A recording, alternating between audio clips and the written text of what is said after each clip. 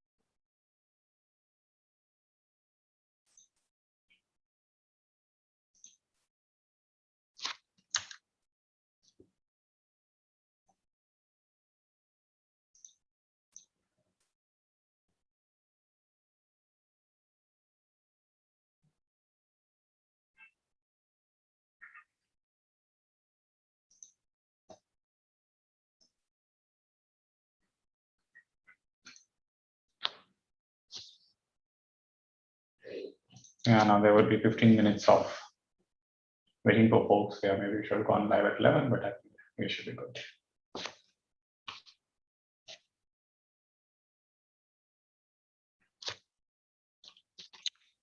Hey, Robin.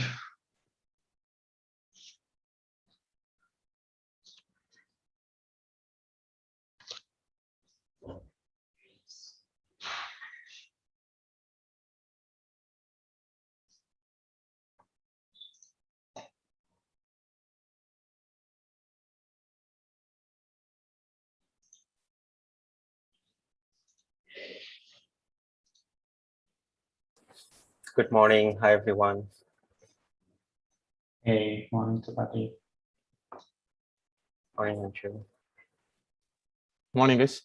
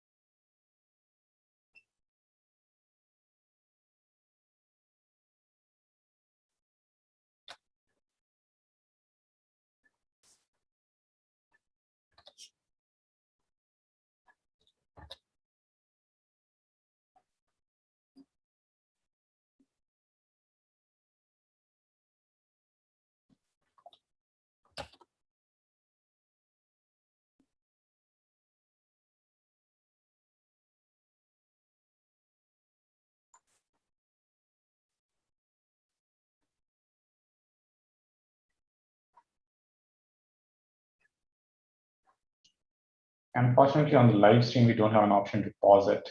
I don't think we can pause and then restart. So yes, once we have started, we'll have to wait, continue.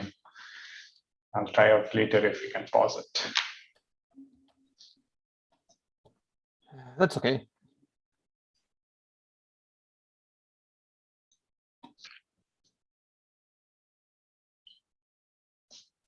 Hey, Praveen.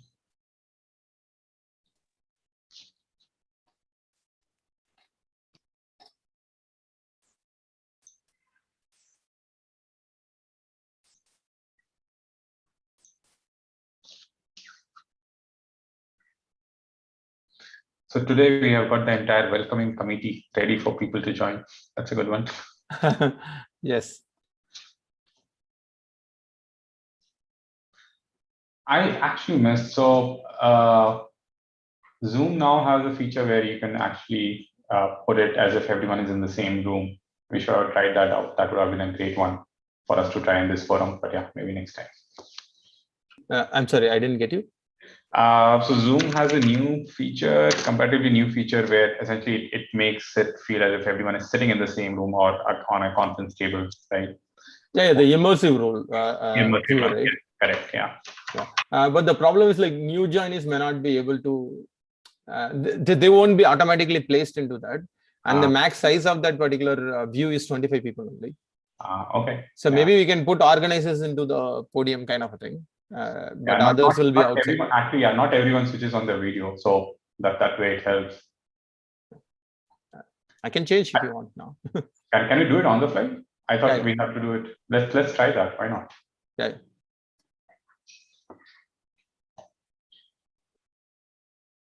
Not bad. Yeah, there are different views.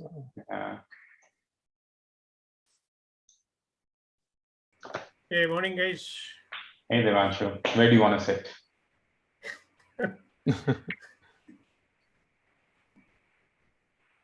Good morning, Roland, Nitin, Matri. Hey, guys. Hey, Devanshu. Hey, morning, guys. Hey, Devanshu. Where do you want to sit? Jessica. Where you want to sit, is it? Good morning, Roland, Nitin, Matri. Good morning, everyone. Hey, guys. Hey, Devanshu. Hey, morning, guys. Hey, Morning. Devanshu. Where do you want to sit? Morning, Jessica. Where you want to sit, is it?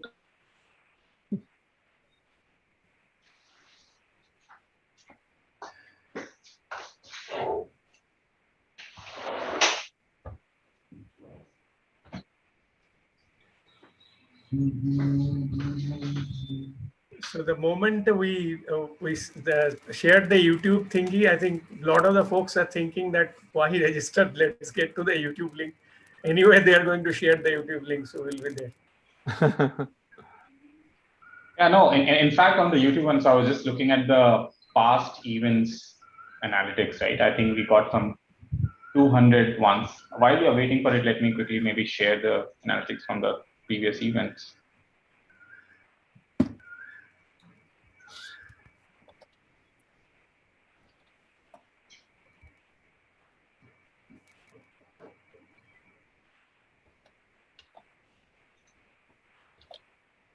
I could see 9 are watching from YouTube. One of them is me. Yeah, one of them is me. So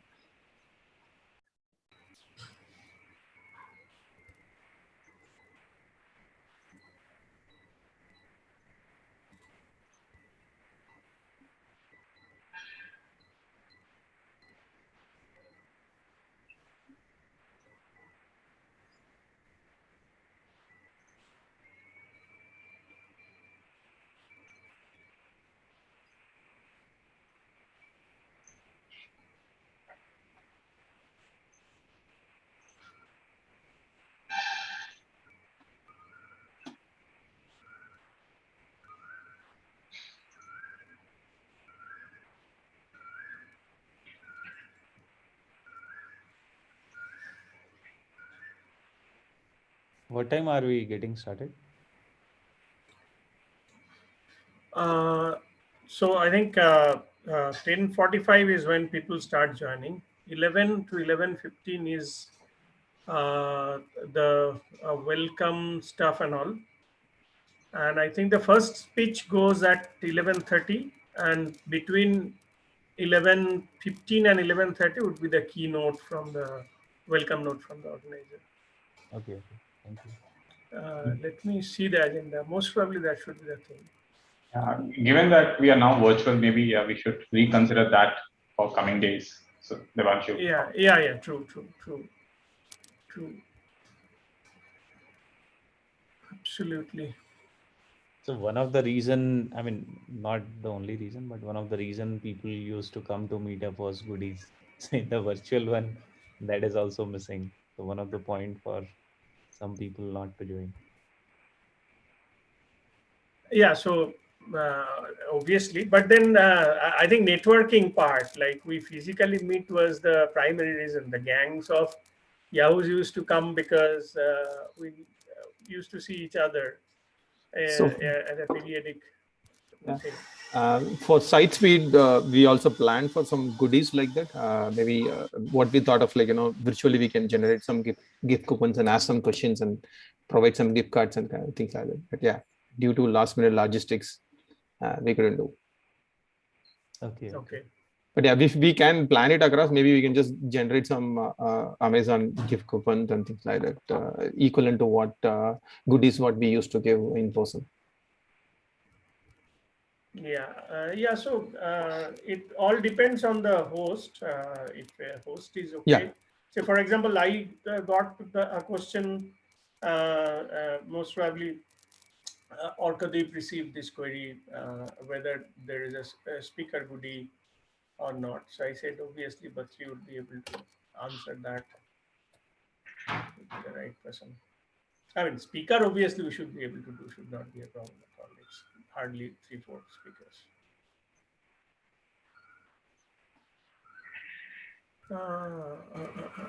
Where was the?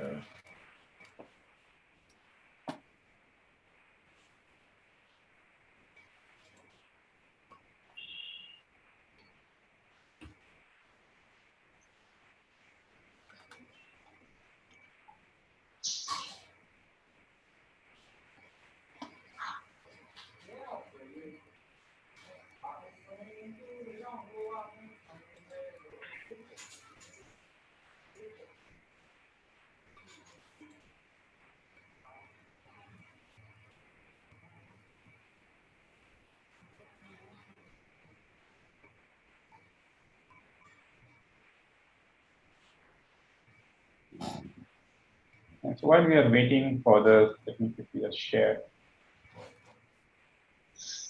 something, right? So this essentially is comparing our March event versus December event.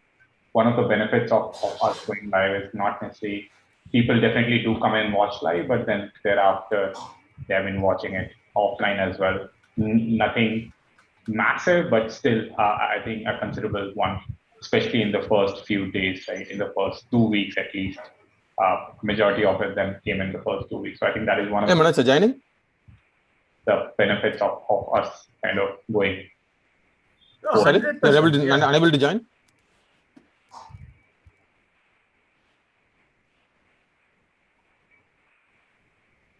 Yeah. So yeah, Devanshu, you were saying something.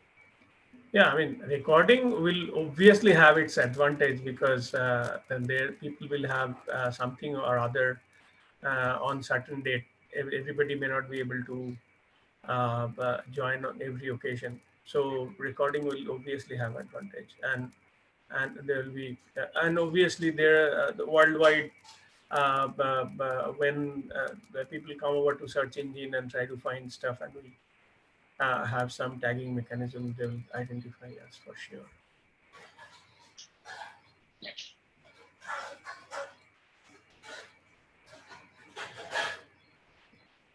Manoj joined Batri. I could see him. Hey, Yeah, Manoj. I'm here, guys. Yeah, sure. Long time. How are you doing? Hey, I'm doing great, man. How are you? Good to see. Have a seat. Thank you.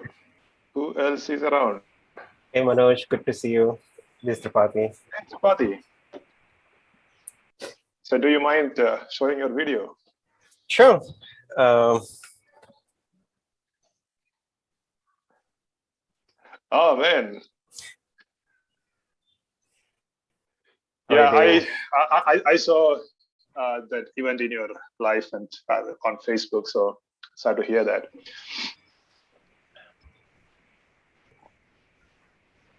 Are you in Bangalore or elsewhere? No, I'm in Bhubaneswar, Odisha. Yeah, these are really tough times. Yeah.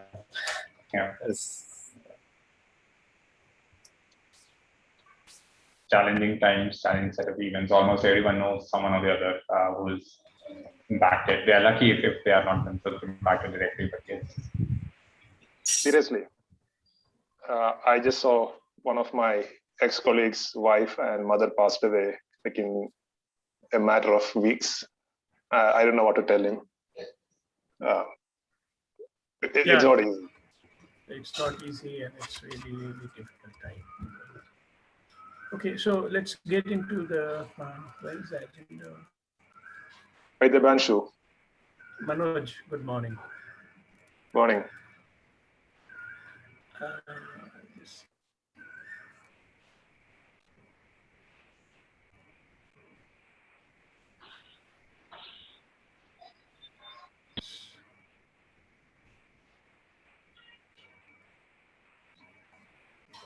So it is 11. I think we should just start because I think roughly around how many 10 people on YouTube, and we could see 14 here. So and then the people will be joining. Going forward. So we should start. Let's not wait because. So good morning, everyone who have joined. I could see few new joiners here. If you are joining for the first time, it makes sense to introduce yourself. So please switch on your video, introduce yourself, and then we'll go to the keynote to Manoj and then to the event.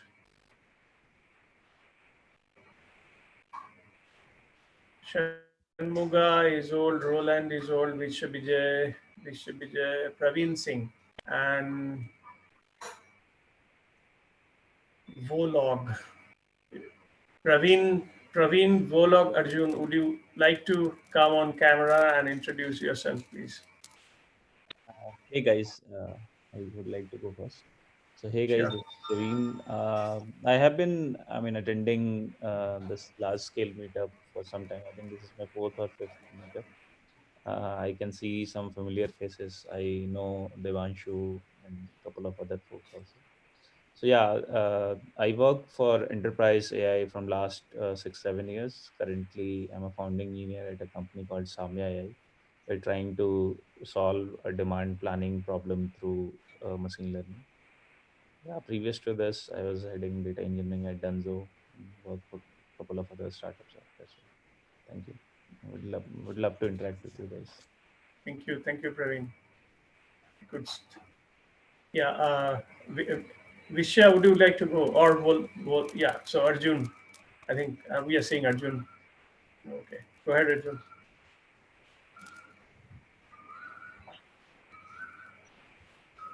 Arjun, you are mute. Please unmute yourself. Sorry about that.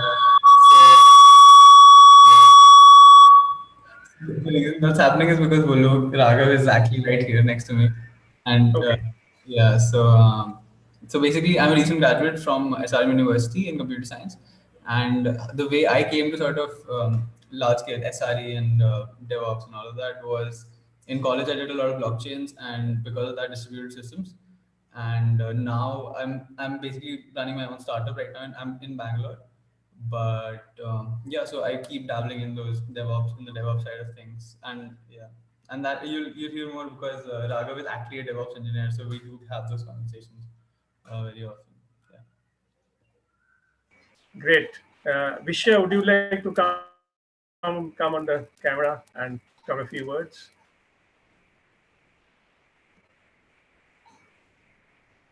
Okay. Mohit, Girish. Yeah, sure. So I got to know about this from Devanshu only. But of course, I attended one of the session about 2 months back. It was really good. I just thought of giving it a shot and see how it goes. But I really enjoyed that, and I thought, it makes perfect sense to attend all the sessions regularly. It helps a lot in knowing what's happening around, what's happening in technology, what are the different ways different technologies are being implemented by different enterprise. So that's one of the area which excites me a lot. Of course, looking forward for being one of the speaker at some point of time in in the future soon. Yeah, that's pretty much from my side. Thank you, Thanks, Devanshu. Mohit. Thanks, Mohit. Mohit was for AWS Premium support, and we were banging our head that what can we bring to this community from Amazon's complexity perspective. So let's see how we can move forward. Okay, so whom we should pick? Roland is off camera. Shanmuga. Okay, Jessica is on camera today. Jess, please go ahead.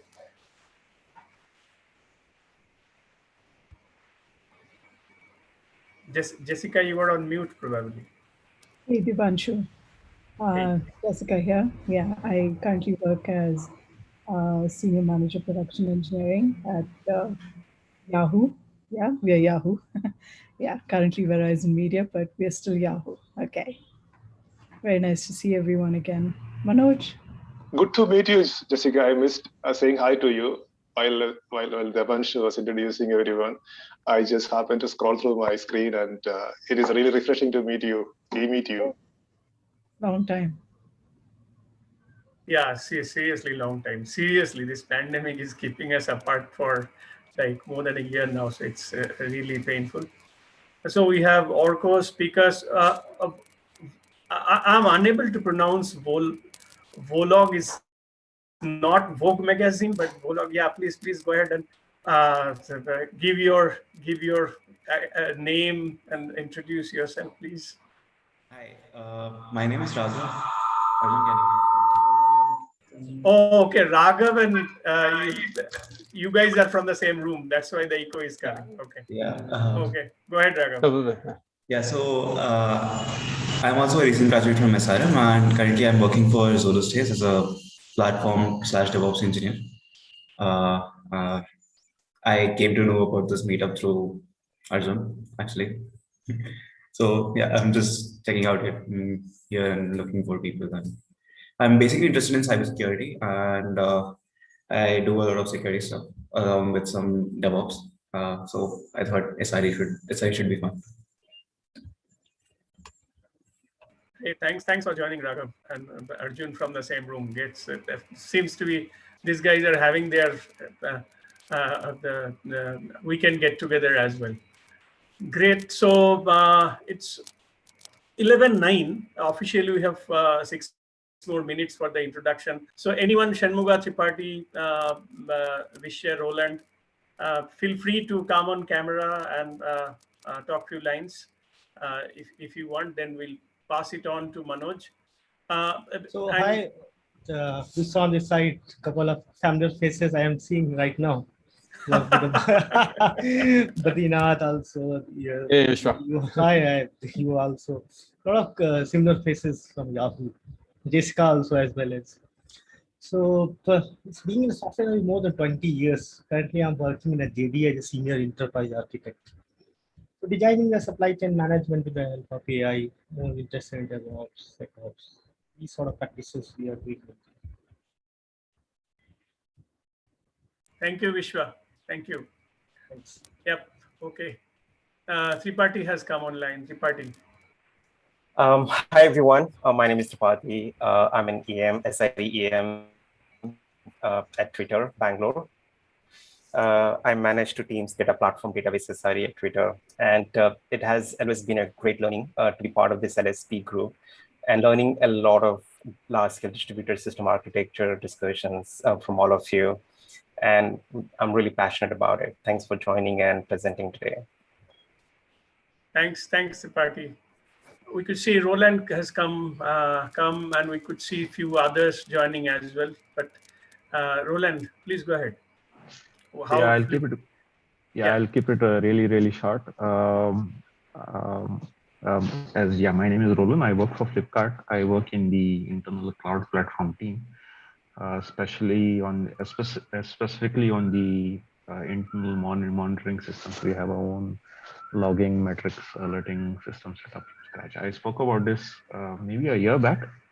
It should be in the archive somewhere. And of course, I'm here to learn, to share, to network a bit.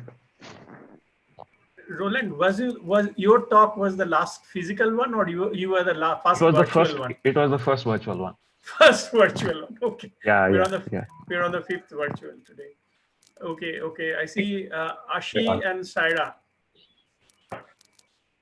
Would you like to come on video and introduce yourself? Hi, I'm Saira. I'm currently a senior software engineer at LinkedIn, part of production engineering team. That's about it. Great. Thanks for joining, Saira. Hey, Saira. Hi, Hey, Saira. Manoj. Good to see you. Okay. I hope you remember me. Yes, you can. Yeah, you got a lot of fan following here, Saira. So. Thank you. Anshu, would you like to talk about the Like Mind group to continue the conversation post today's meetup? Yep, definitely. Thanks, Devanshu. So, we definitely in the past have been meeting once a quarter, and given the 10th year anniversary, we decided to do it every alternate month. So, at least for this year, we'll be doing it 6 events in the year and not 4. Whether we'll continue doing this 6 events or 4 events is something we'll reassess end of the year and then decide on that.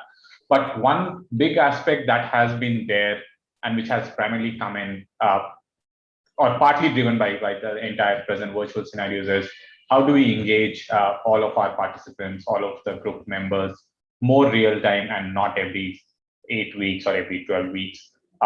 Various communication mediums do exist, be it Slack, be it WhatsApp, be it Telegram, be it other such aspects, which all of us use it on a day-to-day basis, Signal and all of such aspects. We have been looking at most of them and trying to figure out what works best. Everything has their pros and cons and limitations. Thanks to the Devanshu, we came across something new coming up, yet another app for a change, this time made in India. This is called Like Minds. It's a community building platform. Sign-in may not be open to public yet. We'll have to go back and check with them. It's an invite-based setup. In fact, we had the founder out here present a short summary of what the platform is and how it helps in the last event. It's available on YouTube if folks would like to go back and take a look at it.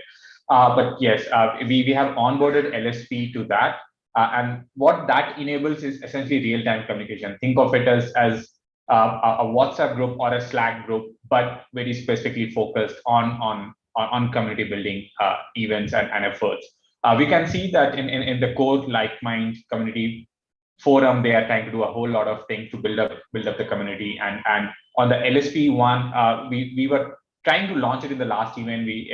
Things got delayed. So this time is when we are formally launching it. All the organizers joined it sometime around last event, and we have been trying it out. We have seen the improvement in the last 2 months, right? The notifications, the web app community building, everything has developed and improved. So we would like to invite everyone to join that. Some of the benefits is we do have overall LSPE group, and then there are event-wise channels, and then there is let's say the presenters forum. It may sound a bit like what's the benefit of us going to, let's say, Like Minds over Slack or over WhatsApp. To be fair, I won't say that that's something which we have finalized and that's what we'll continue doing, but it's more of an experiment for us to see how it works out and where do we end up. The link has been shared on the event page. I've created an invite link. And Bitly did. So the Bitly link is bit.ly/LSPE-Like Minds. I'll just put it in the channel and in the chat as well shortly after this. People can go in and sign in, and hopefully it works out for everyone well, and we can have real-time communications, not only during the event, but also after the event. Hopefully this helps to bridge some of the networking gaps that we have seen, right? We like some presentation, we want to have a follow-up chat with them. We could do it in person, but in during the present virtual times, it becomes a challenging task. Not to say it's not doable, but yeah, it is a challenge to figure out how do I contact that presenter, or hey, I heard someone giving an intro and I would like to sync up with them more. So yeah, hopefully this community helps us to provide that avenue to enable engagement, to enable networking for all of our members. The link, like I said, is bit.ly/LSPE-Like Minds. Let me just quickly put that here in chat. Yep. So people should be able to go and join in there. The link, unfortunately, is a 24 hours invite only link. So I'll try to keep updating it. If, let's say, you come across this video later in the time and you are not able to join using that link, please send me a message either on the LSPE forum, or if you know me on any other platform, do send me a message over there, be it on LinkedIn or be it anywhere else, and I'll try to refresh that link. So yeah, we will try and figure out as to how can we make this link of longer duration, but in the interim, it should definitely work for today and tomorrow, and I'll try refreshing it as long as possible. So yeah, hope to have more engagement and more communications on that forum. So yep, let's see. Thanks, folks, and Devanshu, over to you. Thanks, Anshu. And so now we are getting into the formal event now. I would like to invite Manoj. Manoj is the site lead for Atlassian here, SRE site lead for Atlassian here in Bangalore. And he leads the team here. So, and thanks to Manoj and Badri for having them host us. So Atlassian is hosting us today with their digital meeting platform. So Manoj, over to you to greet the event. Thank you, Devanshu. Thank you for that introduction. I must confess that I'm not a great participant to LSPE, though I've been watching it grow over the years. I hope everyone can hear me. Yes, you are audible. All right. So today I see a bunch of Yahoo Mafia or Yahoo India Mafia who've been running LSPE over the years. 37 instances of LSPE happening over, I think, 8 to 9 years. I think it's no small feat, and congratulations to the Devanshu who's been spearheading it, and then Anshu, and I see very many people joining. I don't know, Manoj is there today, Jessica. All of you been really keeping the mantle going. So I take a moment to thank you for keeping this community going. I'll make a pledge that I'll be more active in this forum in the coming days. With that, let me start my role today as the keynote delivery. Usually the keynote delivery, we get into a mode of pitching about the company, some hiring mode, and so on and so forth. But today, I thought I'll give a different dialogue instead, especially given the situation we are in the last year and a half, and last month in particular. We all have to go through a lot of difficult times. I know difficult times are not new to this group because we manage production incidents, save zeros, save ones, and what have you, and you've been dealing shit. But this is unprecedented, right? We never dealt with incidents which really matters, life or death. So I thought I'll share my own experience in the last 1 month and how I thought my experience and learnings from the large-scale production engineering came in handy.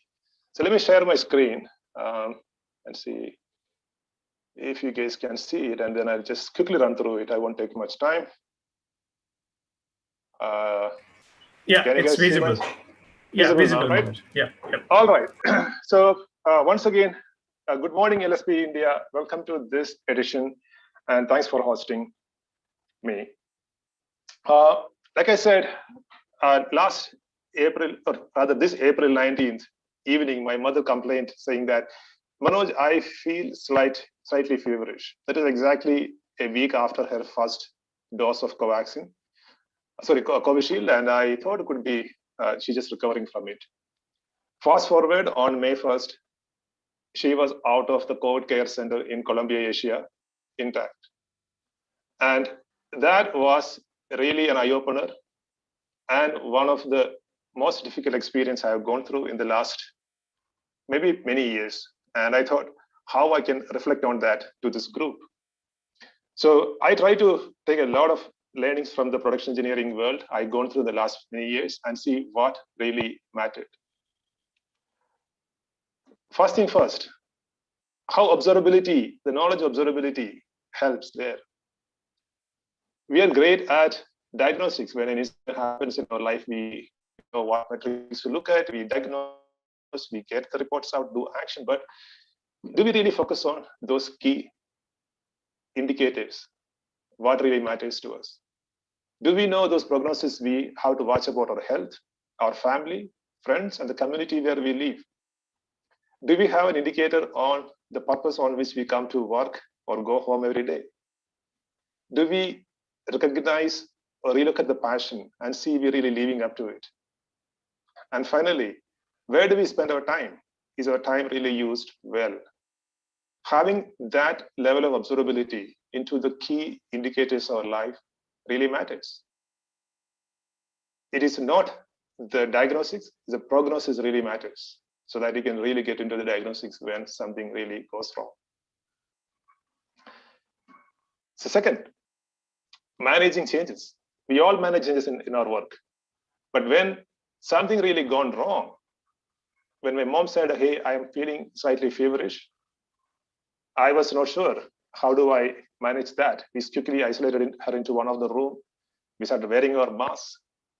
And nowadays, if anyone get COVID in our current world, you have 10 or maybe 100 different opinions and suggestions on this to do. You should take this medicine, that medicine, you should go to this hospital, that hospital, so on and so forth. But you need to introduce those changes slowly. And most importantly, you need to stay compliant. I recognize that my mother taking the vaccine a week before her first symptom really helped. So like we keep our systems compliant with the latest security patches or latest packages, really help us in a bad day. It really goes a long way. Like we do secure software development lifecycle, we have to really bring in the secure lifecycle, whether it is having those life insurances, health insurances, having a doctor appointment, have a doctor relationship, having even those emergency funds to respond, and all that. And these things don't come in a day. You need to bring them in a progressive fashion. Next one, most interesting, disaster recovery and business continuity plans. I realized that I didn't know what was my weakest link. I was always thought that my company insurance, cashless, being in Bangalore, and that is enough for me to get medical help when it is needed.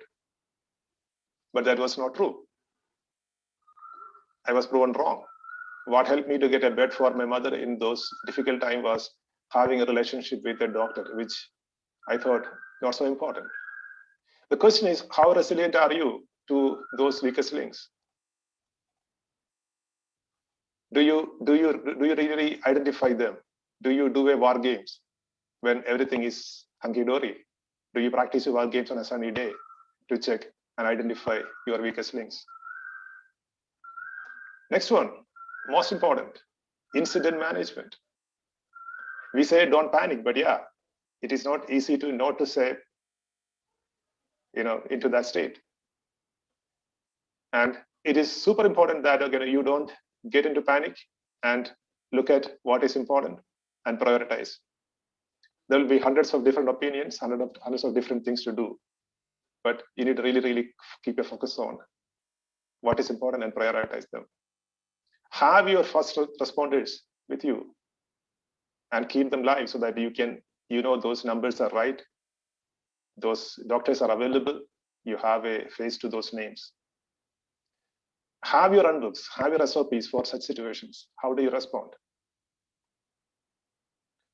And of course, seek help, escalate at the earliest. Don't wait for the last minute. Many of the people who met with those casualties, they delayed. They didn't seek help at the earliest moment of their problem. I lost a couple of my friends for not having to seek help or escalate at the right moment. And the most important thing is network with your community. Like I said, we are only as strong as the weakest links. And we need to make sure we work with the community and make sure that the weakest links are supported first.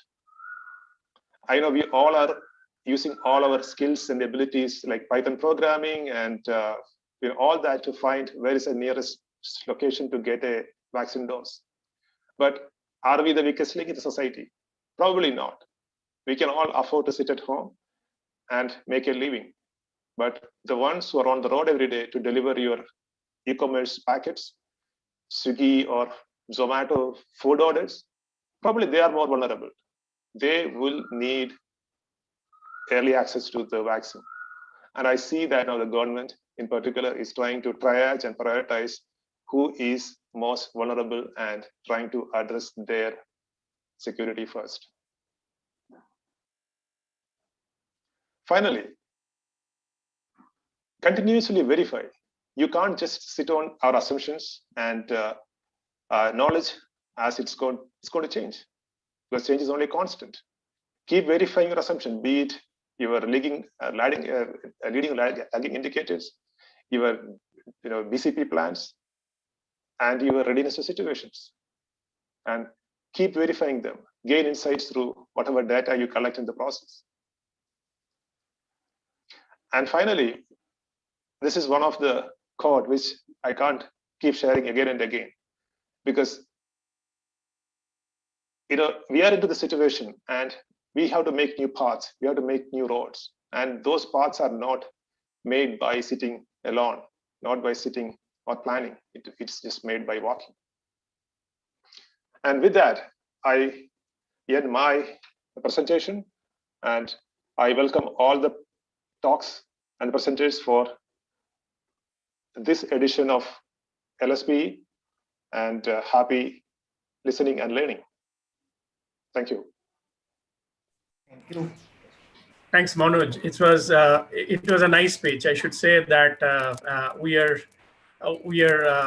like habituated listening to production engineering best practices, but how you merged it with life learnings and life lessons is very very what should I say, insightful. Thanks for the opening note. Okay, so we'll go to the first talk. I think Nitin is our first speaker today. Yes, thanks, Devanshu. Yeah. So first of all, I'm really excited because I think this is the first LPSC which I'm attending, and I will definitely be attending it regularly from now onwards. And I also hope like everyone is healthy and safe. So yeah, with that thoughts, I'll share the screen and start the presentation.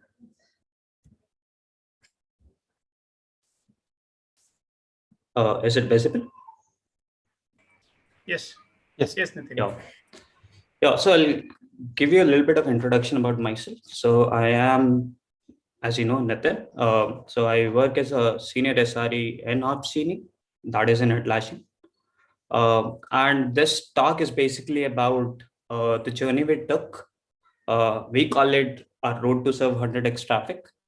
But scaling itself is not limited to some simple adding resources, etc. So we'll be covering like multiple scenarios that we had and what we did to solve and what we are doing it to solve. So this basically is like a journey of what we have, say, as a part of Opsgenie. So this is the overall agenda, like what is Opsgenie, what are the challenges that we faced whilst going and implementing our road to the 100x traffic. What are the things that we have implemented? What are the things that we have considered? And what are the things that we have achieved while going through this entire process? The journey is not complete. We are still working on a lot of cool stuff. We are still working on a lot of cool things. But yeah, I think it's a continuous journey which will go on. But yeah, this is just a small insight of what are the things that we did, etc. Now, for people who do not know what exactly Opsgenie is, this is just a small slide. So we work on a motto that we keep always on services, always on. So basically, Opsgenie is a alerting and incident management platform which lets you identify holes in your infrastructure, which lets you notify right people at right time. It basically lets you manage, triage, and take care of incidents. It does all the boring works. It does all the orchestrations. You just have to figure out what do you want to monitor and what do you want to get alerted for. It also, the whole Opsgenie, we try to make it in such a way that it'll reduce the time basically to respond to any problems that arises and solve it as quickly as you can.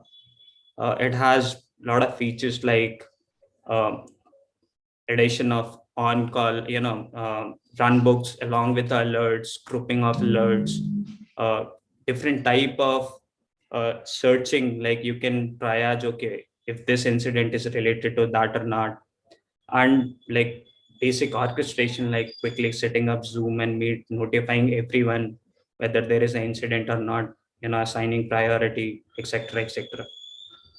And plus, like it's very dev friendly because we provide a lot of APIs to our platform so that every devs can easily use those things and automate most of the aspect of their infrastructure and applications. Now, these are the numbers which we like. This is the numbers from March 2019 to end of November. So end of 2019. So this is like our reliability and availability number, as well as our MTTN, which is what we call mean time to notify. So for example, if you create an alert, how much time does it take to end so that you will get notified that your alert is created, as well as our security score. And this is actually derived from our status page, which is publicly available. I stopped at 2 nines. I stopped at 4 nines because there are a lot of decimal places involved. But the idea of this slide is we were very happy with what we had. We were like, there is a thing, right? You do not fix things which is not broken. Do you try to improve it? But generally, that is how you deal with it. So we're very happy with the system that we had in place. But in the back of our mind, we knew that we had to, like, we will face certain problems if we have like a lot of traffic. But we knew our traffic pattern, right? So we were very happy. Then, as always happens with the production things, or as like happens with the roadmap, etc., we were faced with a lot of challenges. We were faced with, and in the back of mind, we knew that, yeah, these challenges would come, but these challenges came very fast in a very short duration of time. So I'll go through certain challenges that we had before we started this initiative of Road to 100x. And then I'll talk about certain things, a part of 100x things that we did. Now, the first challenge is the first challenge that came, and it's not a challenge, it's like a feature that we wanted to add. So our whole Jira platform, right? It's a workflow management utility. Along with that, we decided to give every team the entire view of their infrastructure. So not only you can see all the works that are going on, you can also see what are the alerts. You can also see and manage all the management at a one single pane. So we call it Jira Service Management. So Opsgenie, being a standalone service till the time, had a very like predictable traffic pattern. We knew what we expected, right? But suddenly with the integration with Jira platform, we start getting users which are not ours, right? We didn't know what to expect. And Jira has like huge load of users. So that's the first and the most important thing that we realized that, yeah, these things won't work if we continue to do whatever we are doing currently. Also, I think this is another problem of scale, which is solving fairness problem when rate limit fails, right? Now, rate limit works till the time your application is serving fine. What if your application is harassed with a lot of load, right? And suddenly your response time is getting slower, and then rate limiting is just a adding feature that you're stopping at a certain limit. It's like a tenant-based rate limit that we have implemented. But yeah, it like added more problems with what we have. Also, like individual components of Opsgenie, like how it will scale at that amount of load. We didn't know. We had 10x like at the time that we had, right? So we used to test around 10x because we knew it cannot cross 10x. But suddenly with all those users, we realized that how our application scale, say if there are huge amount of load that is coming in. Also, some of the aspect of our application. So we had a feature called customer logs. It started degrading because the intent in which it was created, it was never created that will have huge amount of data. But suddenly we realized that, yeah, it will cross the limits of what we have designed, and we should design it in a new way. And again, yeah, continuous testing against that kind of load, because we have to verify that our application is working fine, even though we have like, even after addition of Jira, we can serve still 100x of traffic. And also the most important thing is like at the end is like better visibility and management of each service.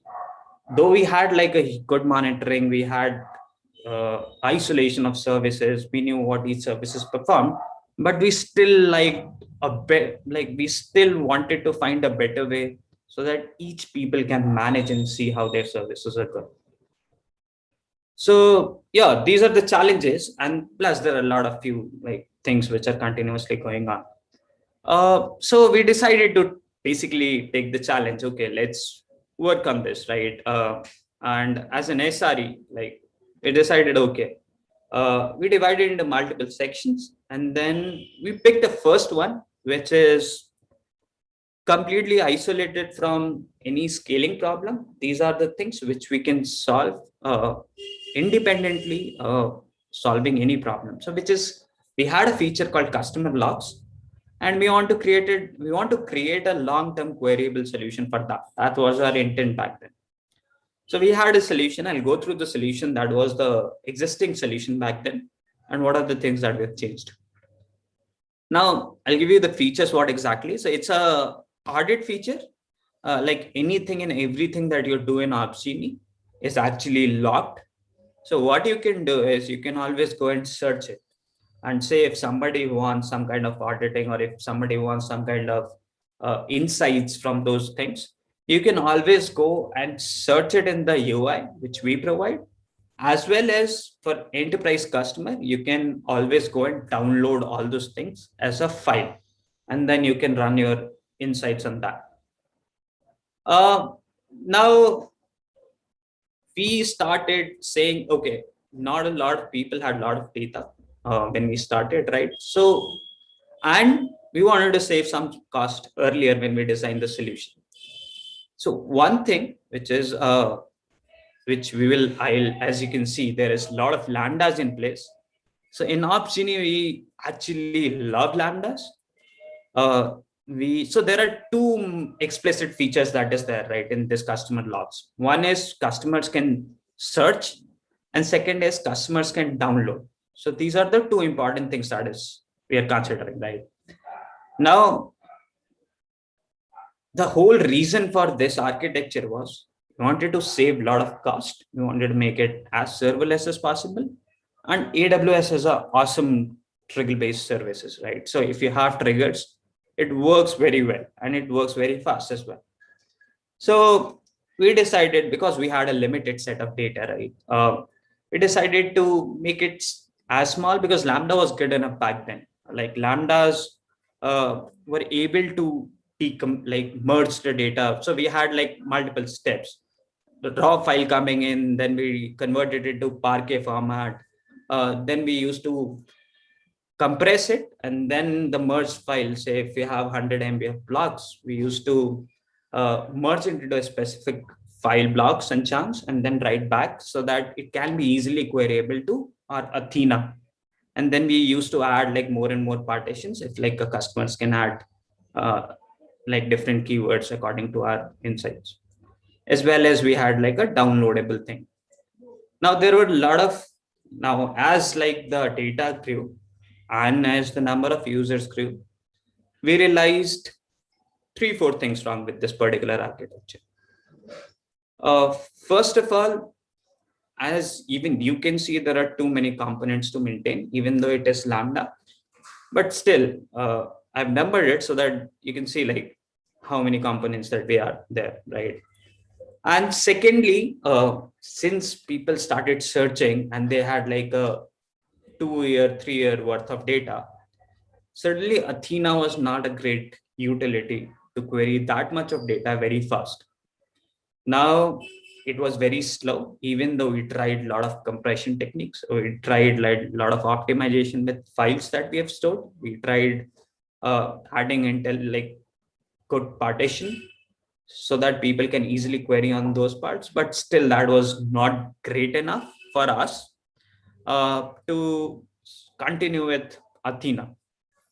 As well as you all have understood, right, we had a lot of lambdas, but like most of the lambdas that we had back then was written in Java, and Java lambdas are pretty slow to get started, right? So that was one of the aspect which we realized over the time, that like it's not very fast enough. As well as the computing power of lambdas, that is the process, it is limited by the processing time. As well as what we did is we ran a similar infrastructure with whatever the cost that is we're incurring through lambdas and Athena's based setup. We realized that with similar configuration, we can have more computing power. Obviously, we had to add some magic of like not using that trigger based functionality, but we were okay with that. We were like, yeah, fine, we'll not use the trigger, but we'll write our own layer so that we will get informed that if something happened or some file is added, etc. Okay, I think it's a little bit slow to load. So yeah. Okay, so what we decided? We decided, fine, we'll continue with the bucket. If somebody gets, we have a raw things. So the feature set you can see, right? We decided to implement our own setup. So because the POC that we did earlier with same cost configurations and same power, and we decided to use a distributed worker model in which you have two utilities. So if somebody is searching, we'll have a distributed working model running in the backend, doing the same features that lambdas were doing, which is writing it to in a compressed file format and writing it to the corresponding S3 bucket. As well as we decided, I think I missed one thing. So we decided to use Elasticsearch Ultra-Warm feature, which AWS launched. I think when we implemented this, they launched back then, right? So we were pretty happy with Ultra-Warm, and that was like way faster as compared to Athena with the use case that we had. So with this setup, we realized that, yeah, we got around with the similar queries. Say one query when we were using Athena was taking 10 seconds, and similar query that we had took 2 seconds with this kind of setup. So yeah, we got away with our favorite lambdas and all those complicated stuff to maintain, and we decided it's better to implement something of our own. Now, the things which we achieved, since it's like an independent utility, so the design was simpler. Scaling of our resource was pretty easy because it's one single utility. We don't have like multiple lambdas, so we don't have to go and add more computing powers to it. Like, and we were eliminated the Athena timeouts and Athena slowness because and used our own Elasticsearch. And I think it gave a pretty decent performance as compared to Athena with the similar setup. And it was a more scalable solution, right? Now, I think that was one aspect which we worked on with our road to 100x. So we decided to improve that feature. So now I think people, if you go and search it out, it's pretty fast, right? Now, second thing is we wanted to scale our compute as well as application. Now it's pretty interdependent, but it can be independent also. Now, I think most of the people, they get surprised when we say in Opsgenie, even though we had like a huge infrastructure, we never used auto scaling per se. Because so the whole reason was we had a pretty predictable traffic pattern, and we like 95% of the time we were within the capacity confidence that we had and that we created. And it was like not over procured. We had like 15 to 20%, and it suddenly goes up when there is a peak traffic, and then it falls back. As a backup, we had something called manual auto scaling. And this is like a Java magic that we created with AWS APIs. And we created our own scaling and deployment solution on AWS. And we realized that auto scaling sometimes can be slow, sometimes can be fickle. Yeah, it's based on parameters that is specified, but we had our own set, right? I'll talk about what are the problems with the auto scaling and what we wanted to achieve. And plus we had like a continuous all call operators we used to, and we had a pretty good alerting system. Basically we used Opsgenie to monitor Opsgenie. We like whenever we get notified about scaling like 75%, all those things, we had a manual system in place in which we just can add like multiple instances like in a quick succession. And since when the load comes, we'll just fall back with the same thing by monitoring, right? Now there are certain drawbacks, obviously. It cannot handle spiky things. Obviously our automation was fast enough, but so the whole reason we didn't use auto scaling was, first of all, we had something called critical flows. Now, critical flows means like there are some continuous dependencies. For example, if you are creating an alert, we have a bunch of services that get calls asynchronously using queues. Now, if one system, suddenly a huge load starts coming in, if one system auto scales, second system does not know yet, right? And it basically will take its time to auto scale, and suddenly you'll try, yeah, you'll have certain connection request which is getting dropped. So that's why we didn't like auto scaling. And plus in auto scaling, we cannot add different type of instances. Back then we had like a homogeneous set of instances that we could have added. So our system like works in a way, we at one point of time we can scale all the 5 services of the critical flows at one time, because we knew, say, if something is auto scaled here, that means more traffic, and then we can implement my entire critical flow set so that it can accommodate all the requests that is coming in, all the extra requests that is coming in. As well as we provided like flags so that you can easily add instances, which is super like any type of instances that is there in case of instance exhaustion. As well as we had like a graceful shutdown and graceful when it starts serving, we knew our application was up. So we have added all those features. But I think this solution suddenly became less viable. No, it's not became obsolete, it becomes less viable because with all those users of Jira, right, we didn't know what to expect now. Now we know the number of users, but like they had varying use cases. As well as like we didn't have the ability to test at that kind of scale in a very continuous manner. Say if you are adding a lot of features and then we do constant deployments and we do constant development as well. I think scheduling a war game like once in a month or twice in a month just to as a part of ritual is not a great idea. We wanted, okay, if somebody is adding a good enough feature, they should be able to test it that kind of scale whenever they want to. So yep, we started using auto scaling. We had like a varying auto scaling requirements. We had queue-based auto scaling, CPU memory, which are standards. And we kept manual scaling as backup, because what we knew is whenever the first set of instances get auto scale, we still auto scale the entire critical flow so that it can accommodate all the things.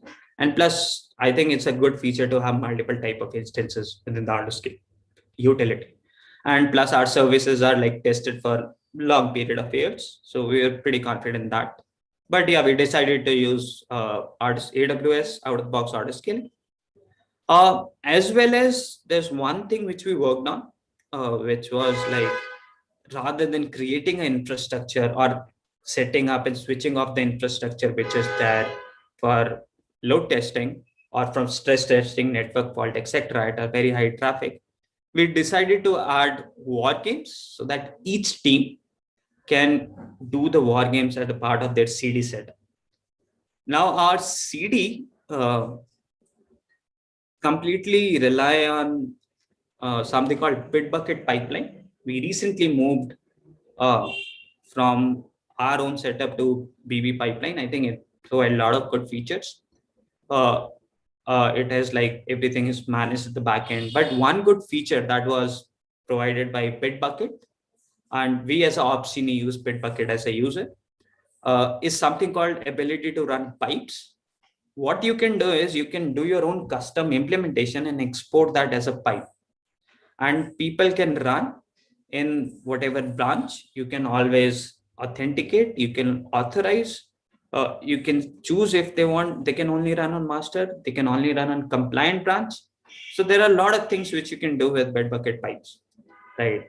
So what we did is since all the CD, that is the deployment part of things, we implemented on Bitbucket pipeline and we gave it to individual teams. We wanted to give this feature as well to individual teams so that whenever they are developing something, not small changes, but it's a little bit big, they can run without any extra utility or without any extra help. For them, it's like a simple Bitbucket pipeline where they can monitor their entire services, where they can provide dashboards to the downstream dependencies that they want to monitor. If they are getting alerts for the war games that are running, as well as ability to choose number of users, different type of stress faults with different type of faults that can be done. So we actually implemented a wrapper on top of something called Locust, as well as we used internal utility called Brahmos, which is again a war game, a utility which perform war games. And we gave it to our developers so that they can start using these things without any help. For them, it's just a pipe. They don't know what exactly going on backend. In the backend, we just destroy and recreate things according to the template that they provide. So the result was pretty promising. Like now, every team without the help of SRE, though, like obviously the backend utility that we have created, we maintain. But without the help of SRE, they have like a facilitator, they run war games on top of that. So it's a pretty common ritual. This is just a sample, service which I created just to show here. And this is just a sample request which I showed. So it's just a CPU stress for limited set of users. And so these are the graphs which we present for our own war games, and teams can monitor their own graphs by providing them in the template file, which we call like scenario-based JSON files.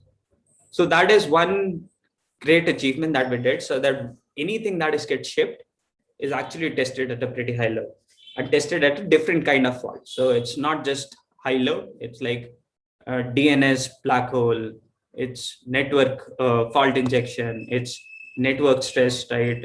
So there are multiple tests that the individual teams can do with this. Third thing that we actually worked on is better visibility of service, which we highlighted in the challenges. So what we wanted is every team can track their own SLI, SLOs at one place. They can do it by creating their own dashboard for various like Signal Effects or New Relic. But we wanted, okay, can you do it at a location like a dashboard where you have links to your documentation, to your SLI, SLOs, what kind of service it is, service owners, Slack channels. You can perform war games there. You can perform everything, right? So there are multiple features that was what we wanted to implement, but we had something in place within Atlassian. So in Atlassian, what we use is something called, it's an internal utility that we have developed on top of AWS. And it provides a whole view of the existing services that is running within the infrastructure. So we decided to use that utility. We call it micros. and it basically gives the whole bunch of information. And since we were happy, we utilized like, okay, we just added like authentication mechanism and layers on top of that. And certainly we are good to go with the central utility. And this is what it looks like this, right? It's like a sample dashboard where you have all the things like team management, dependencies, documentation.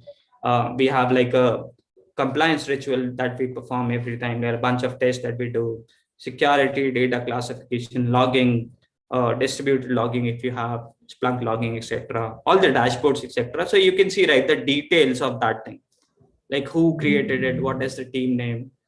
You can also see logging ID. Say if something like if an on-call operator comes and see, okay, how can I see? Okay, if there is not a very good documentation for that service, you can always go and use this login ID to search your corresponding logs and whether it's stateless or not. What is the RTO, RPO? So this is just a sample service which I created.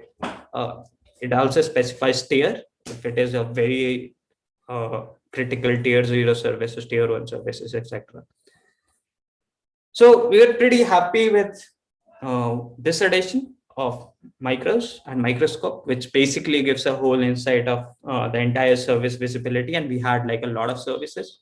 We had 80 services which are independent, and we wanted to have like a different classification for that. Now the next services which are like the next thing which we wanted to highlight is better observability, right? Now we have a bunch of things going on with infrastructure, but the infrastructure is always incomplete if you don't have a good observability in place. I think like Manoj mentioned, right? It's always good to analyze what are the things that is going on, and it's always good to be get notified of what are the things that are going on with the infrastructure.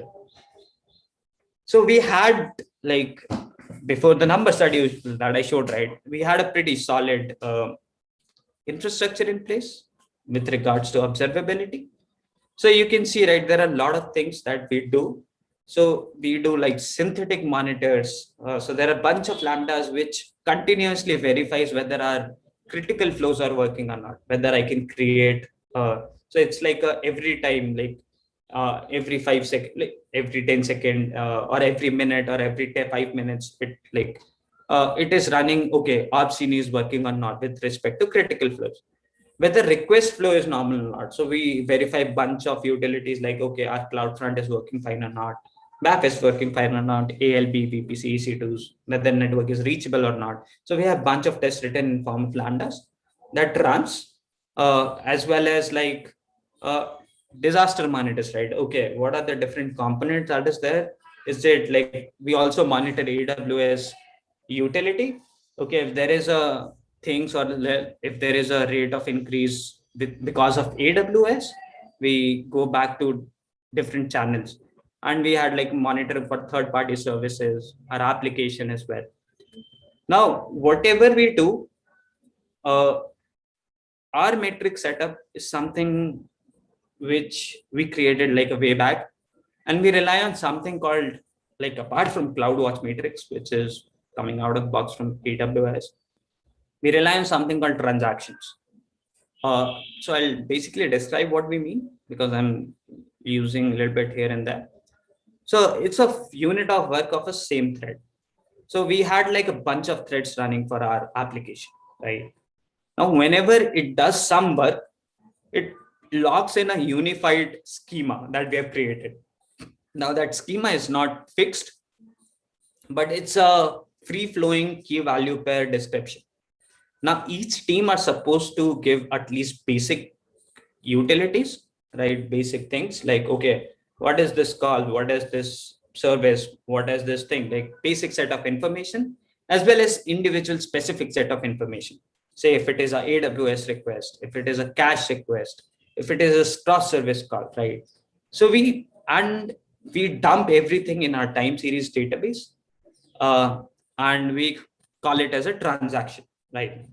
Now this transaction is very helpful because it will give you it basically give our on calls a lot of insight about what are the things that is happening. Like it gives you a per second, like it's a very raw granularity. It's a raw things, right? Obviously you have to go and aggregate things, So we used some aggregating platform, we used Neuralink Insights. I think it's a pretty good querying engine that is provided by Neuralink. So we dump everything in time series, and then we had like billions of events that we dump, and we query and we get into details about each and every transaction so that we can figure out what the problem is, right? Now it gives us a lot of, and plus we stick with Neuralink Insight because it solved our problem of cardinality. We actually tried to use Prometheus, but at one time we outskilled Prometheus, and it was pretty hard to maintain that. So we decided, because of the cardinality reason, we decided to use Neuralink Insights. So we were pretty happy. Like we had like a detailed matrix that is coming on from every aspect of our infrastructure. But one thing we realized that, just a minute of time check. We have 3 more minutes. Okay, got it. Yeah. So we realized that we do not have something called, which is very common, it's called aggregated matrix, like sum of things, average of things, right? Maximum of things. We had like a raw events, we aggregated on top of that. Sometimes it basically helps when you get insight about, okay, what is the difference between 2 5-minute interval, right? And I should not say, what if you want to monitor 10 such events, right? The query itself will become a little bit fuzzy because you are like, first of all, aggregating and then comparing with a different set. So what we realized that some of the matrix made sense when they are aggregated. They do not make sense. For example, CPU at that time, it does not make sense. CPU at a given time interval makes sense, right? So we realized that, okay, we have to send some aggregated matrix so that it will be a quick utility for like our on-call operators. They can easily go and see, and people who are coming and seeing our dashboards. So we decided to implement something called, so we decided to send aggregated matrix, but we did not want to add an overhead to our application because we don't want to disturb our critical flows. So we decided to use StartST. And one good aspect with StartST is it's a metric collector, and it has support with multiple types of application framework. And you can send data over UDP. That's like one of the biggest reason we started using StartST. So you don't have to worry about, okay, whether there is a acknowledgement that is coming from StartST or not. It's just fire and forget kind of thing.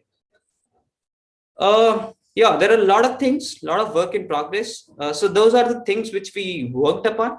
There are a lot of things. Okay, we had a lot of Kinesis streams, real-time monitoring. So how do we differentiate it?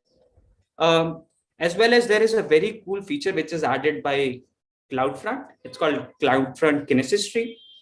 So earlier, say if you want to identify users, they had like an API key, obviously some more authentication on top of that. And it always added the application end at the load balancer end, right?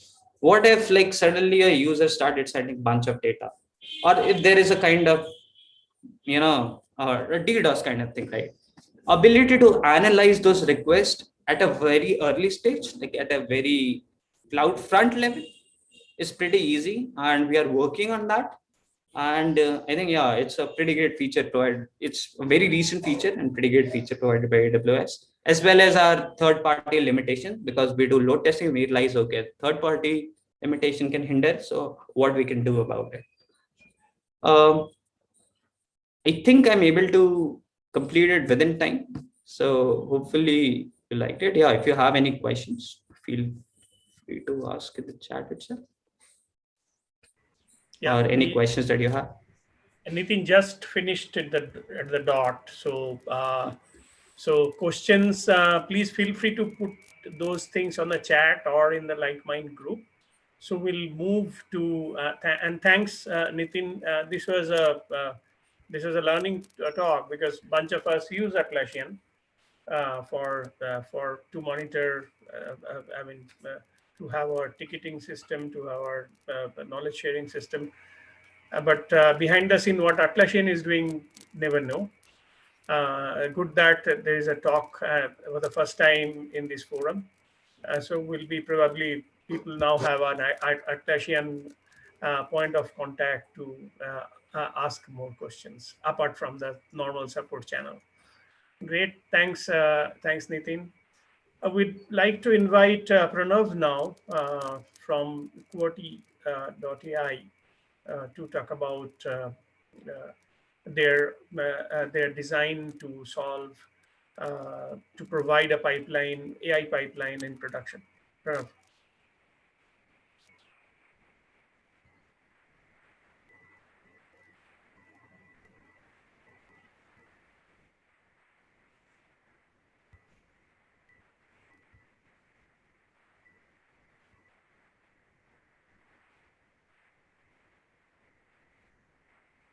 Do you have Pranav Prakash?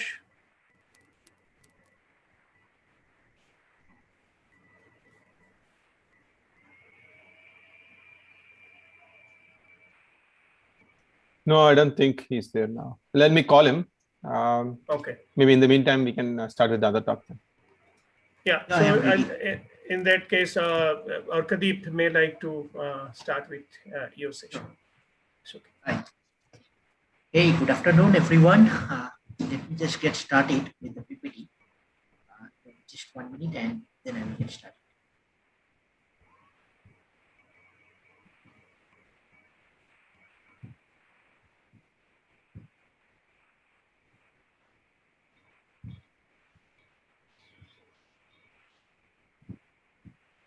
Got Srinivas back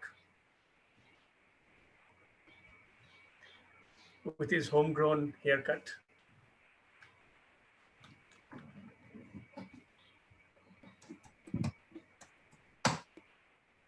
Okay, ready? And hopefully I'm good to start, right? Yeah, please. Yes, Okay. Arkadeep is no new face. We know him. He is running the speaker thread. So if you would like to talk, reach out to Arkadeep for LSPE-IN's speaker listing. Go ahead, Arkadeep.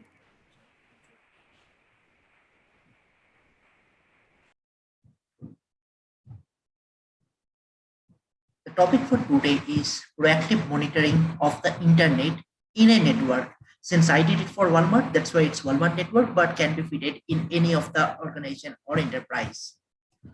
Let's talk a little bit about Walmart and the network. I am part of network engineering team. So, and just to give you a little bit introduction about myself, I am having 7.5 years of experience and with almost 3.5 in Walmart, part of the network engineering automation team. And let's have a glimpse that how it works. So network. So first thing is the internet, and who provides internet? ISP, Internet Service Provider. And from there, whether you are in government, whether you are home, corporate, business, educational, anywhere you say, you are connected to internet through ISP. That's the basic point. And if there is anything problem in ISP, you will get impacted. Hope everyone have experienced that kind of issue. But in corporate, that will become a little bit financial impact and so on. So let's talk about that how in Walmart we have the internet connectivity. So first we have the internet service provider, AT&T, Jio, Verizon, Lumen, couple of others are our internet service provider. Following a firewall, it reaches to the Walmart data center, and in the Walmart data center, lot many customer-facing applications are hosted. Arkadeep, 1 second. Just we are hearing a bit of hissing sound. Could you check with your mic if you can move it a little bit? It may be for the fan. Okay. Let me just stop the fan. 1 minute, please. Yeah, it's just happening when you are talking. Yeah, go ahead. Please go ahead. Is it better now? Better. Yep. Oh, please. Okay. So the internet flows by the internet service provider. Following a firewall, it reaches to the data center, and in the data center, all the customer-facing apps are hosted, which you access. But in the backend, the service is provided by the internet service provider. And let's see what are the kind of maintenance notification, because in every organization, whether it is your corporate or any other corporate or the internet service provider, they upgrade their service, and for that they send a maintenance. Say example, this one 31st January, from this time to that time they have done some maintenance. for their circuits. What are the circuit ID? For confidentiality purpose, I had to mask. So they have communicated accordingly. Let's see another example. So they, for 29th January 2021, they sent a communication that they are going for a maintenance, which will impact this one, etc. Now think of a scenario that if they are doing a maintenance and you are not aware that they are doing a maintenance, they have sent already this mail, but you have not taken note of this maintenance going on. So if the service is down and you have a huge business traffic at the time, what will happen? Simply your service will be down and you will face a customer retention. You will be unable to have the customer retention. You will have a revenue impact. Now let's see what is the problem statement. Per day, there are minimum 25 notifications we used to get. And it's very, very tough for human to track all the monitoring of when which service is going, because in any corporate, there are a lot many divisions and tracking that, okay, for the service A, these are the related circuits, this is going for maintenance. For service B, this is going on 31st of that month. This is very tough. We thought it can, and let's have another problem statement that without notifying, the network engineering team could potentially impact downtime and outage of the service. Also, we lost the control of partner network. API service will get impacted, not many things. And finally, the business impact.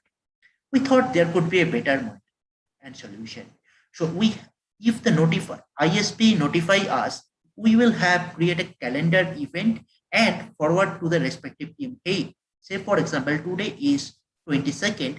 If I have a notification coming that example 19th June, there will be a there will be maintenance. So as soon as the email arrives to me, I will get notified. Okay, so that is impacting, that may impact our service. The team get to know that this is happening, and I will create a calendar invite for their team so that they are aware that this is happening, so that team can get engaged during the time and do the respective validation. And we have our e-commerce circuit inventory. So I'm just take a subset of that. So 21 circuits, I'm showing that this is the circuit where it is connected and what is the provider, what is the associated interface. Now let's have a look at what happens. So Xmatter is page out system in Walmart.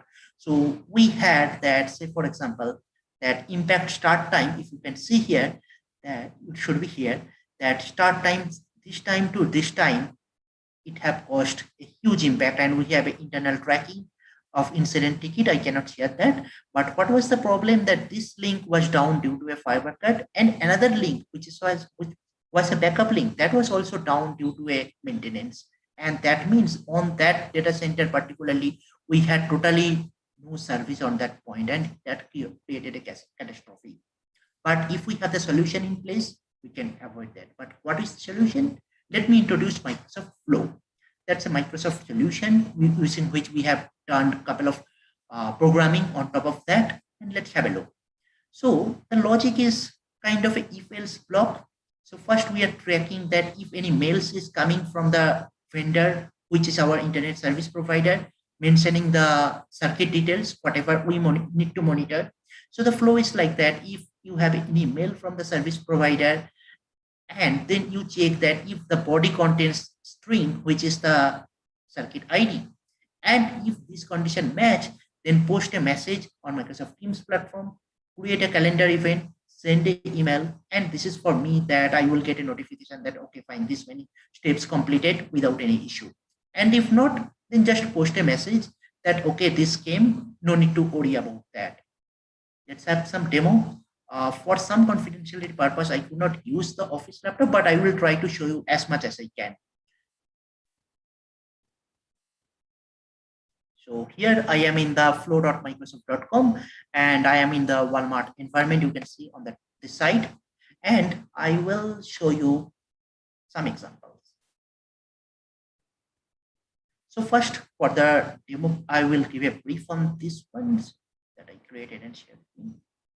So this is the notification, and you can see that what are the permission that has been granted is there, and all the 28, let me just scroll down a bit. All 28 days run history you can see.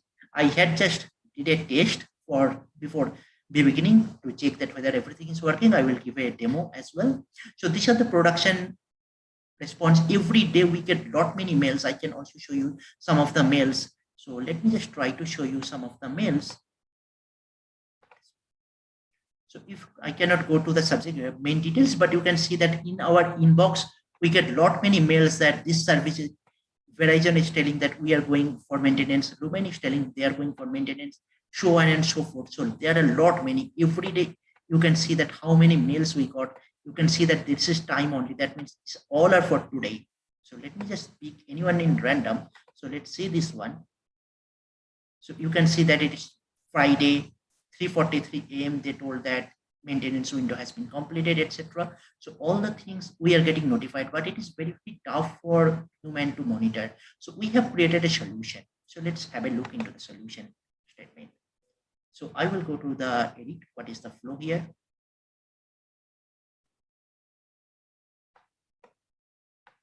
And first I'm telling that check if the maintenance mail is coming from Jio or Verizon, which is our service provider, and all the others. If it is yes, then follow the following things. Check if the body contains my matching keywords or not. And if it matches, then as I told that post a message, create a calendar invite, send an email, and so on. So let's have a test. And I don't want to test with the production case. I will rather try to test with a dummy one. So with a recently used event. So let me just pick up this one. So right now, if you can see that right now time is 12:18, and let me just run this. So I will see that it will happen with some time. Flow is running, and hopefully, yeah, flow ran complete successfully. So let me see that in the Microsoft Teams folder, we have two categories. Okay, so this notification have already arrived. So you can see the time 12:18. I just triggered, and this was not our category of service. So we got a notification that, hey, no action needed for this. And the following details, that this is the circuit that is going for maintenance and so on. We have another thing to showcase you here is, so we have created two things. One is the ISP maintenance notification. If the service is in our scope and our team needs to be engaged, so I can show you that on 19th April, there was a notification where our team needs to be engaged. So this notification used to come over there, and if you click here, you can see all the necessary circuit details which point for maintenance. And from the circuit details, we have to track that what is the associated network device, what is the associated interface, where it is located, who is the support team for that. All the respective information are in this mail. So this communication, you can see my photo because this is done through my account here, but as you saw that this notification, whatever just came, I did not post that. It is automatically done through the RPA, robotic process automation. So all the notifications which are active for our team, we get notified over here. And whatever we don't need to have any action, probably just for information purpose, everything that is logged here. So with that, I will just go back to my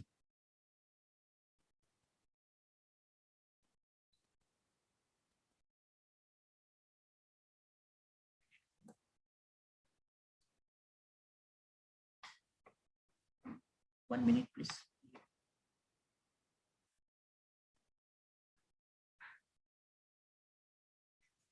I will go back to my demo. So here I am, and this is the solution. So what we have done in the version 2.0, that for customizing on top of the Microsoft Flow, we have done Python as the programming so that we can map the circuit with the respective device and with the respective interface, and the following details like where it is located, which is the support team, using Postgres database as an open source to interact with the inventory. And I will be open for taking any questions. And that's it. Thank you. Any questions? Hey, Akradeep, Srinivas here. You can hear me? Yes, I can. So, very long time back, right? On the same kind of situation, I just had few things. Do you get notification only when let's say you had two circuits, and only when both the circuits are going down at the same time, only those notifications you are processing, or is it like every notification which you get from every ISP you process it? Answering one second, please. Okay. The reason I'm asking is, see, every circuit usually are connected using BGP, right? Right. I used to work on ISP 15 years back. So I did this for one of the clients. So I'm just asking this. So usually what happens, one of the circuit goes down, automatically your router switches to the next route, right? No problem there. But the only thing is, the problem is only when both the circuits for that particular router goes down. Yes, That is when you want to go to I got your question, and that's a very valid question. Let me try to answer you, and if my answer is not justified, please ask me again. I am giving you answer. 1 second, please. Sure. So what I'm asking is, like, do you take action only when both at the same time are telling that we'll go into maintenance? Then it's a problem, right? Yes, absolutely. Let's see what is my solution here in this case.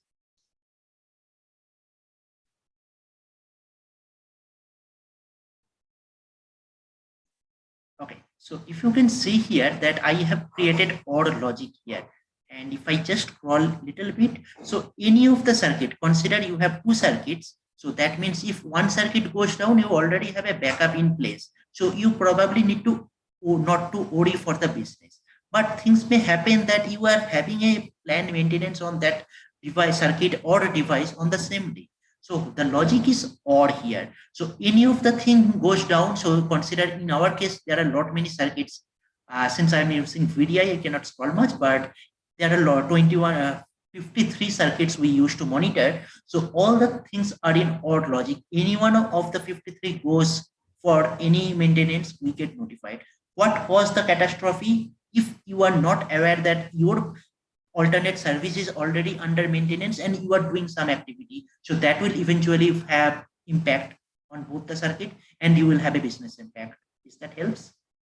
Yeah, that helps. That way. So I just had in a continuation to that. Once you get the notification or it's in a calendar, so you can't do much, right? Because so you go try to like you tell them not to go into maintenance or. No. Yeah, we have 2 options.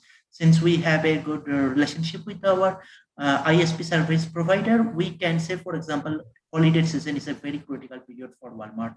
What we can do that if they are doing any activity and holiday season is during the November. Understood. Right. So if they are planning for anything during the November, we can straight away tell that please stop this activity on that time. Okay. I can give you another example that during most likely around February, it was very stormy in United States of America. So we had to rely on one of the service provider. And that time our alternate service provider planned for another maintenance. Then we went ahead and told, man, we are already having natural disaster. So please don't. If that is down, we will have some bad impact in the business. Okay. So okay. Still, it is still a manual thing, right? You still tell, because I thought that you will route your traffic to some other ISP, even though a little far and latent. That's okay. Latency is higher. It's not like that. It's not automatically the service or you don't in the end say, okay, these 2 circuits are going down, let me route this traffic through another region. You don't do that, right? It's still currently it's manual. Okay, so that is already another service on top of that, because this is whatever the solution I provided today is kind of a maintenance notification. It's only about the notifying the user that this is happening. But your another question that if, say for example, we have example Azure and Google. Consider that we are having some problem in the Azure. So our TDO, team technical duty officer, or the CDN provider Akamai, they automatically route the traffic to the alternate service provider. Okay. They do it for you. Got it. Thanks, Akadeep. Thank you. Good. Now, Akadeep, I have a following question. Say, for example, you are identifying that there seems to be a simultaneous maintenance window by 2 of your providers or 3 of your providers, and the overall bandwidth loss would not be absorbable. So do your workflow notify that possible bandwidth loss or possible capacity loss scenario kind of a thing, or those decisions needs to be taken from tribal knowledge? Those decisions needs to be taken from the manual knowledge, because this is the notification we used to get, and that's a lot many. So if they are, say for example, this Jayo provides me 100 gig connectivity, and if they are doing any maintenance, I am not sure whether 60% of the traffic will be impacted or 40%. Practically, they don't provide that information in the mail as well. So what is the best thing to do? That communicate to the team so that team are aware what happens, because I told you some example scenarios, that if team is not aware that this is happening, because as a vendor for their service line agreement, they communicate well in advance, but it's all about our team who forgot to take action, because it is very, very tough. Consider that minimum 40 to 50 mails per day you are receiving. So that's a manual work for the team. Thank you, Shubhajit. Anyone have any other questions? Please go ahead. We have some saved space because Shubhajit, sorry, Orkadeep was able to close it early.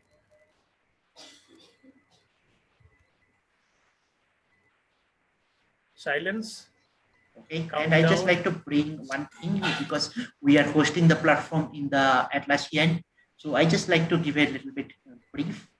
And so we are presenting a paper on the bot efficient distribution of the service request by bot, and the solution is totally built on the Jira software, which is by the Atlassian. So we are this white paper has been this white paper has been accepted in a top tier conference. So on 4th of June we are going to publish. So, and as we are in Atlassian host today, so we just like to call it out. So thank you. With that, I'd like to end. Manoj, you have anything for Orkadeep?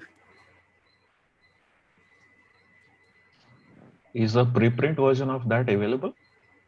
Preprint is available right now. Can you paste the link somewhere? Okay. Yeah. Yeah, in the Likemind or in the Likemind or the chat. Yeah. Likemind would be the permanent one, because then a bunch of folks can come back and see it.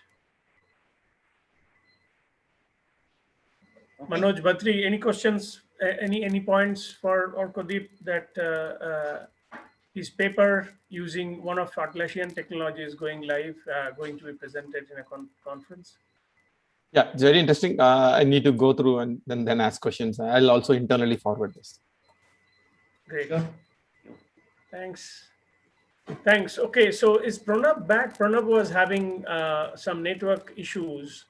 Pranab is not ready to present today. Okay. So in that case, we don't have only any two other, talks today. So this is probably the first time, because generally we never miss a speaker. So these are uncertain times. We don't know like what kind of uncertainty may have happened with the third speaker. So would request everybody to come on video so that we can grab another screenshot, and then Thanksgiving should be from Bhatri or Manoj. Please switch on your video camera and please come online so that I can take a screenshot of all of us together. Anshu, would you like to comment on how many streams are going on in YouTube? I wasn't watching throughout the period, but at one point of time, we went to about 20, I think. Yeah, peak today, there was about 20, 18, 20. 25, I think. Okay, yeah, I'm just looking at the graph that I could see. Maybe that the data still has to flow in. So yeah, we had about 20, 25 people over there and 20, 21 people over here. So about 45, yeah, 45, 47 folks overall.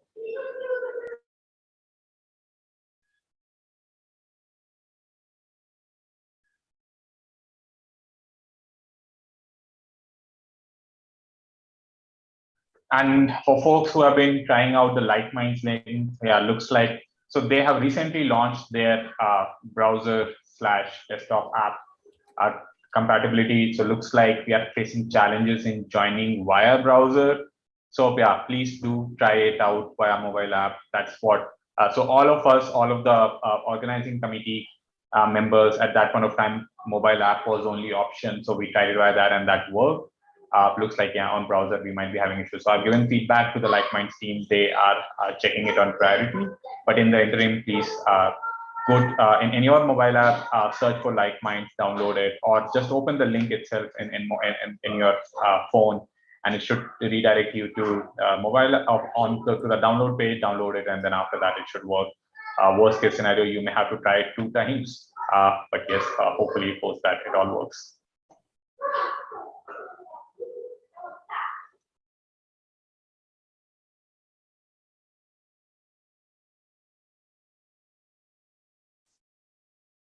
I think that brings us to an end of the meetup today. Thanks a lot, everyone, for spending your valuable weekend time to learn and meet up and collaborate with all of us. LSP is one of the highly engaged meetups which I have seen in Bangalore. I'm also running SiteSpeed meetup. I've seen how tough to bring in quality talks and engaged participants and repeated and loyal participants who are always come to the meetup and cherish the learning and share what you're doing. Thanks a lot to the organizers, Anshu and Divanshu, is continuously doing it this and also trying to increase it in the number of events in this pandemic situation. Thanks a lot for Manoj, who was able to connect the pandemic live lessons with SRE lives. Thanks, Nitin and Arkadev, for your valuable talk. Thank you all for your time. Thank you, everyone. See you soon in July event. And July event would be hosted by Twitter. Tripathi was with us in the beginning. Maybe he may have lost connection as well. Tricky network, and it generally happens between 12 to 12:30 is my observation over the period of time. Okay, thanks everyone for joining. Let's meet soon. The next event being July. The conversation will continue in like minds. Thank you very much.